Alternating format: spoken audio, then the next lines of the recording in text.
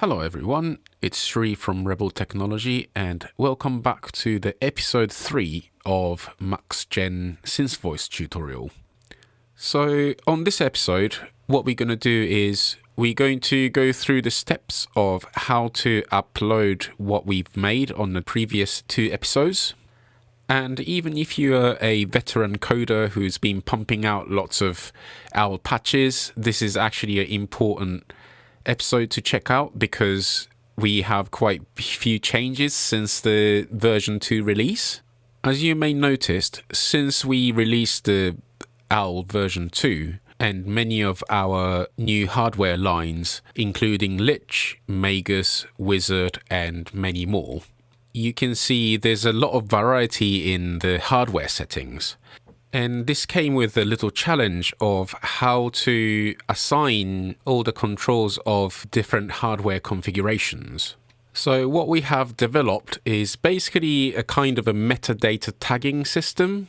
So what you need to do is when you upload the patches on the online compiler, before you compile it, you have to basically assign the correct inputs and outputs. This basically ensures your patch will be perfectly compatible with whatever the hardware you're designing the patch for. Okay, so let's go to My Patches, which you can access via this link over there or top bit there. And click My Patches. And once you click on it, you can see there's a Create Patch, which let you add a new patch onto your account. By the way, if you haven't got any account, please stop here and set up one for yourself before we carry on. Okay, so the first thing to do is to name your patch. So let's rename this to Synth. Oh, no, not the capitals, but yeah, Synth Voice tutorial. Oh yeah, let's keep it all one word. Okay, and then you can choose your files. This is the folder that we saved the patch from the previous episode. So let's select all the 3. Oh, and by the way, now you can upload .gendsp file and you can actually see the gen patch like you do in Max. Okay, so once the files are uploaded, first thing to do is to select the compilation type. So click on it and make sure you select gen. And then final thing to check is to make sure that .cpp file is selected as main file. And when you confirm that, you can click save and compile. Okay, so sometimes this process takes a little while, so let it do its thing. And here we are. We got a patch compilation succeeded message, which is good.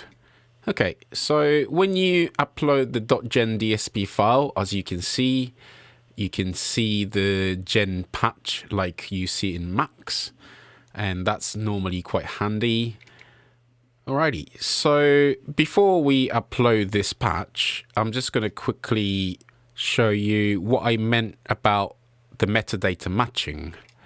As you can see on the screen, we see 5 knobs and 1 push button, which is the OWL V1 configuration. So let's see what's going to happen if we try to upload this patch right now to my Lich. So if you have your Lich connected via USB, when you click on connect to device, you should see this little message coming up, and which means the Lich is ready to receive the patch, as you can see. So when you hit store, you will see this window which asking you which slot number to store. So I'm going to select 4 and store it.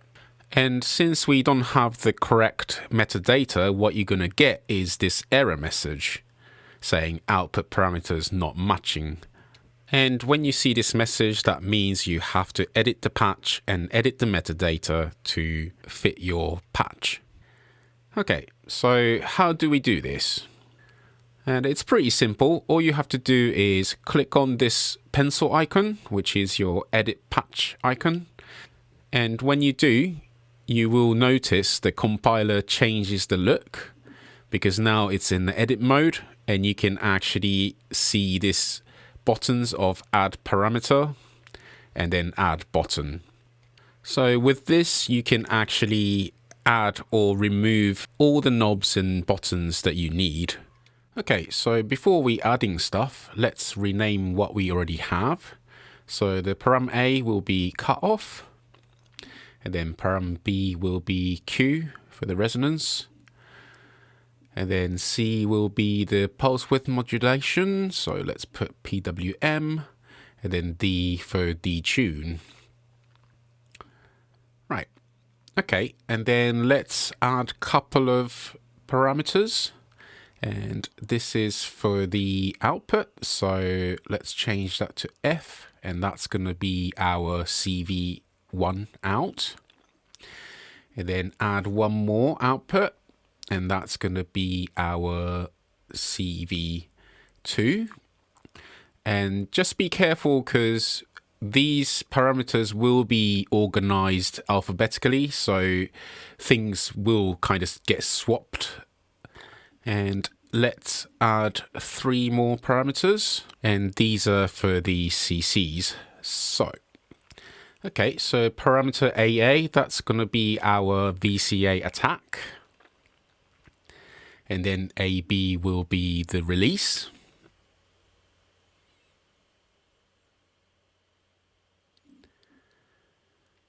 And let's change E to AC.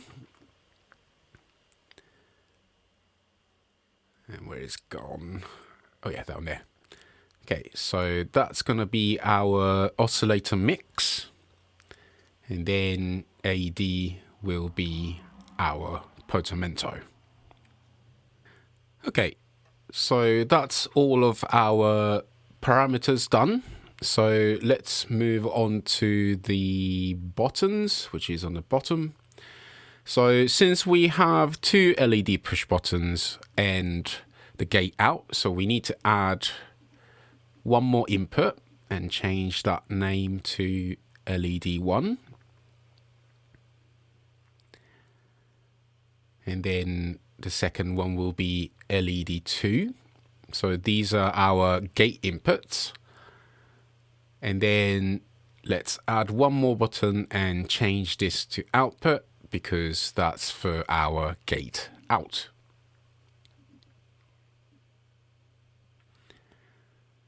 Alrighty, so I think we have all the metadata all sorted out.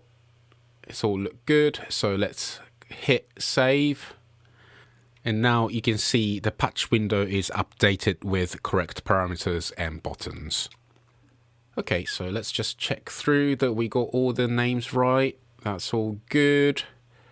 Okay, so before we hit store, let's compile it again so we can properly implement those metadata into the patch that we're loading.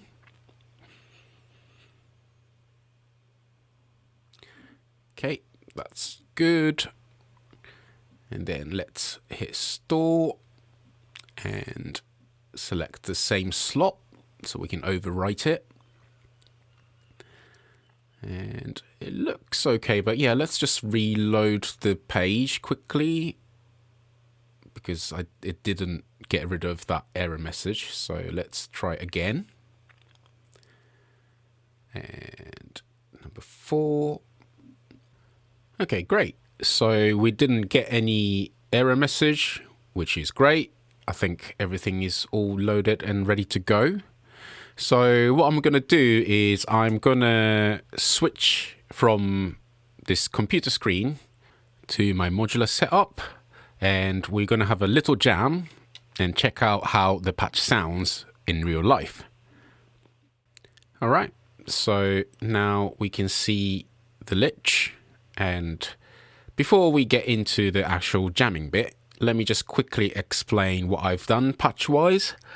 So we're going to use 2 envelope generators, one internal and one external. So I took the gate out and then patched it into Gonyes. And then that's coming back around to CV input A, to control the cutoff frequency. And then I've patched the inverted envelope out of the internal envelope generator back into the CV input for knob C, which is our PWM. And for the MIDI side of things, I have Ableton set up with the MIDI sequence as well as a kick drum, so we have a rhythm reference. And I also plugged in the MIDI controller to our USB host on Lich, so we can control all those envelopes and portamento and oscillator mix live from this controller. Oh, and you will hear a little bit of reverb that's coming from the Altiverb, just so you don't have to listen to the synth line bone dry. So yeah, I think it's ready for a little jam time. So yeah, let's get cracking.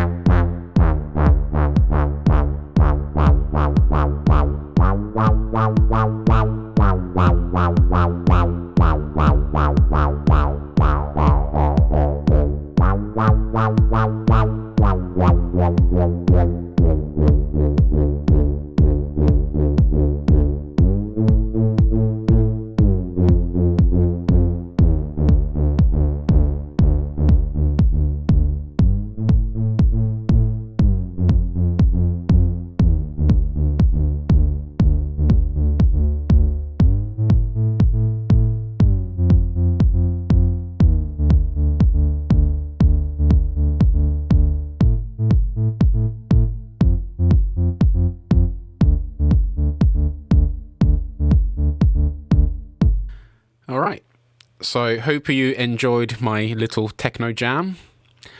I guess this is pretty much it for this episode in the series.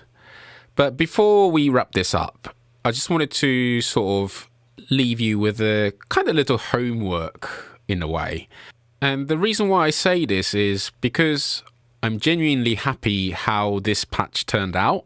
And these are all really bog standard gen objects that we use to make this patch, and it sounds pretty good, but I think there is a lot of room for improvements. So for example, these oscillators aren't band limited, so you will hear aliasing when you start playing the higher notes. So that's one thing to improve. Other things I can think about in terms of oscillator is to add the hard sync function between the two oscillators. That will be quite interesting as well. And then we can also improve the envelope generator as well, because at the moment it only creates attack and release, so we can do the ADSR instead. And also when the attack and release is really short, you start to hear this like an awful click, so we can do something about it. And maybe we can have multiple filters, and we can sort of cycle through different mode of filters, because we have like a 2 LED buttons to do so. So yeah, I think there's a lot of room for improvement, like I said, and I want you to push it forward and expand on what you've learned and make a better patch and share it with the community, because that's what this is all about. So yeah, well, thanks for sticking till the end. As usual, if you like this video, don't be shy to hit that like button, and if you haven't subscribed, hit that subscribe button so you get the notification when we upload new video. So yeah, I think this is it. So stay safe and happy patching. See you soon. Bye.